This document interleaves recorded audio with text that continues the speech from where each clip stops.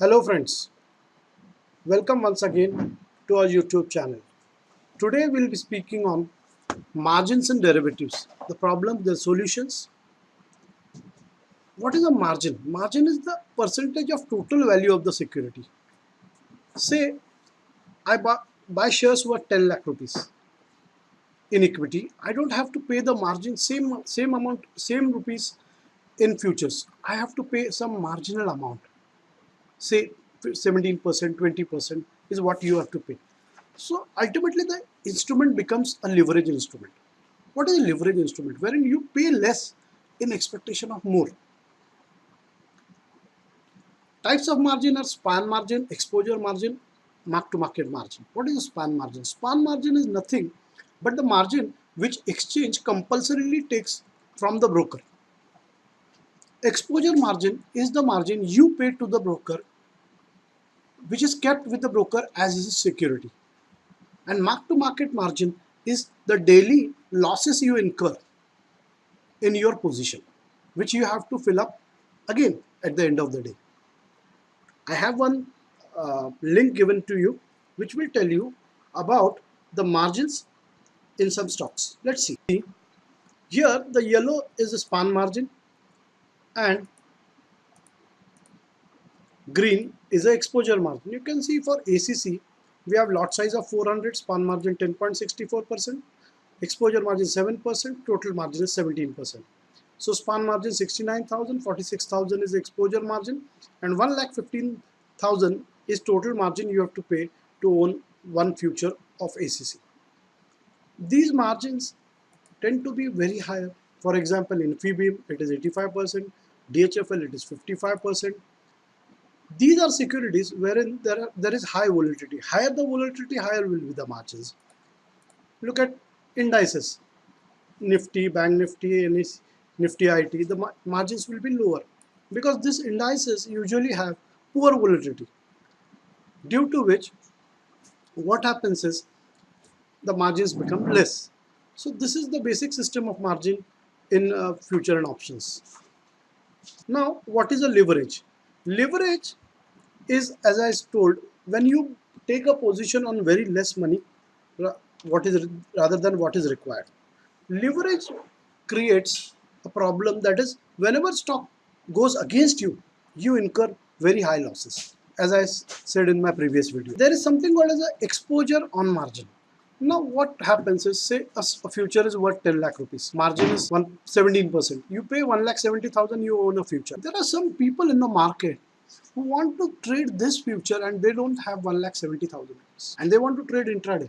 What they do is they borrow exposure from the broker. What is this exposure? They will say that they have 1 lakh rupees in their account. They will say, I want to buy, say, 3 futures of this stock.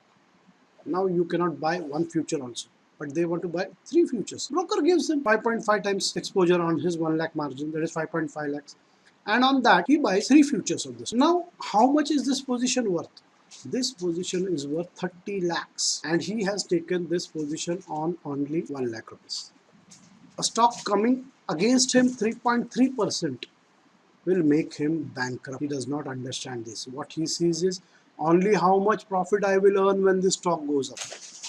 That is the reason I have been saying that derivatives are the weapons of mass financial destruction. This is the problem. You see, margin and time are always against you.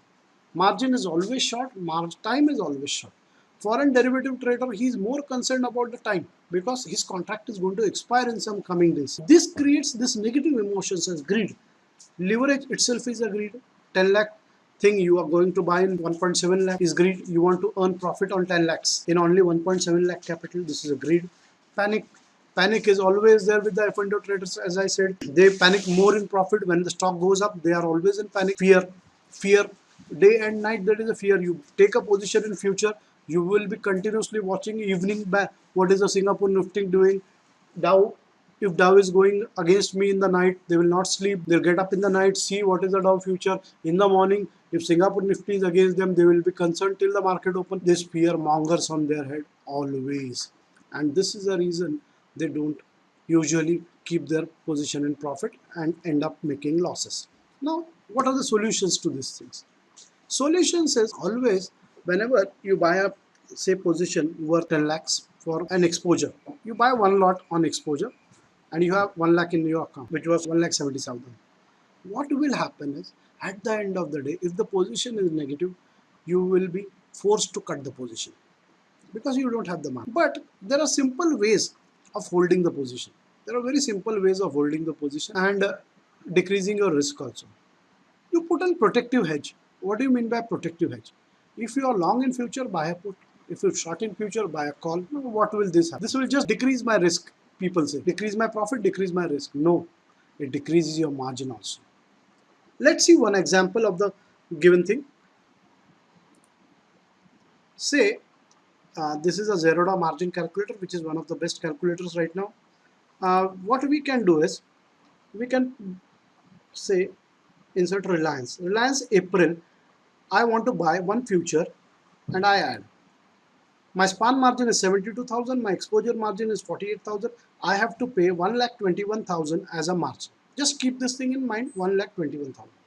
Now what I do is, Reliance is costing say 1,363 rupees. So what I will do is, I will try to buy this 1,360 put at say 36 rupees, 36,500. That is, I will be spending around 19,000 on this put.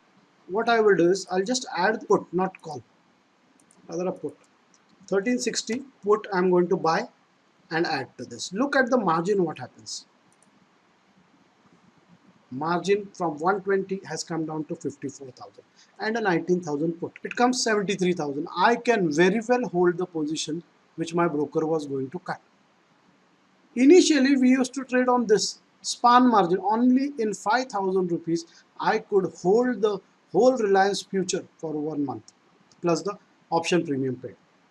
This is the way you can bring down your margins, you can bring down your risk, you can bring down your margin, you can bring down your risk and hold your future. If you are a trader, you can use this. If you are a sub-broker, you can advise your clients to hold their positions and not make losses. One thing you can do, say after some days, even this position goes in a margin short. What simple thing you can do now is, you can cut the whole position. A future plus put is nothing but it's just buying a call, and you buy a call, say 25,000 rupees. So the same position you are holding now, a future plus put, remind, future long plus put buy is equal to nothing but buying a call, or a future short and buying a call is nothing but buying one put. And now in 25,000 rupees also you can hold a position. So what you are doing is, you are ultimately transferring your future to an option, which is very simple. So these are some ways a future trader can use margins, and he can decrease the margins and hold his positions. These things will be very important for you. Now we go on to option premium. Many people, what I know is, they don't know the value of options. They only know the price. Now what do you mean by value and what do you mean by price? Whatever price you are given in an option premium, you just go and blindly buy. I want you to compare one thing. Just look at this. Reliance Capital is worth 203 rupees 80 paisa. That is roughly 204 rupees or 205 rupees. What I will see is, how much does the 205 rupees call cost me? Now there is no 205 rupees call. What I will simply do is, I will simply average this 200 and 210. 16 plus 11 becomes 27. So it will be costing around 13 rupees 50 paisa. So 205 calls of Reliance Capital is costing 13 rupees 50 paisa. We go on to some other stock which is costing the same. We have an example over here. Tata Global 204, roughly same. But what is the Tata Global 5 call costing me? Just 7 rupees 25 paisa. What? I go on to buy the same price stock Reliance Capital. It is costing me 13.50 and this is costing practically half. What is the reason? What is the difference between them? You will ask your broker. Both the stock costs the same, but their option premiums are half. What is the reason? You never think over it. What we do is, we just go, what is the seller giving for? We just buy it and we come back. We don't try to understand what is the difference. Here is the point. You look at one thing. Reliance Capital, what is the historical volatility? We'll discuss historical volatility in some other lecture, but just try to see over here. In the other information, you will see the annualized or historical volatility for Reliance Capital is 95. Whereas that for Tata Global, is just 33. So it is practically 3 times less. That is the reason options of Tata Global are very cheap as compared to options of Reliance Capital. It is the volatility which gives pricing to the options. This is what we need to understand. Even if both the stocks are priced the same, the option premiums bound to differ because of this volatility. This is the difference between value and price of the option. Look at DHFL. 150 is the price of closing over here. The call is costing 15 rupees 25 paisa. Whereas just have a look at L&T Finance. Same 152. The call is costing 150. Call is costing, and this is, mind it, 152. This is in the money. 152 call is costing only 7 rupees. What is the difference? 7 and 15, nearly half. Again, the volatilities of them are different. Just have a look at it. The volatility is here is 89, whereas the volatility here is just 39. This is the difference. Volatility, as I said, will give price to the options. You should know the value of options, not the price of the options. That is the difference, and you will find which option is cheap, which option is expensive. There is another way to find out a cheap and expensive option, which is very simple. Go to this option chain again. Now have a look at it, Reliance Capital. What is the volatility of Reliance Capital? 150. We are seeing at 203. See, 203. The implied volatility, this part, is 56, whereas the volatility is somewhere around 80 we saw. So IV is the volatility of options. So these options tend to be cheaper as compared to their historical volatility. We'll see this in details in some other chapter, but I just wanted to throw a highlight on this. So I hope, friends, you would have liked this session. The next session will be on the stock market. Is it a gamble? Is equity derivatives a gamble, or is it a business? We'll be speaking on this in further coming session. If you like this session, please like it and please subscribe to my channel. Thank you.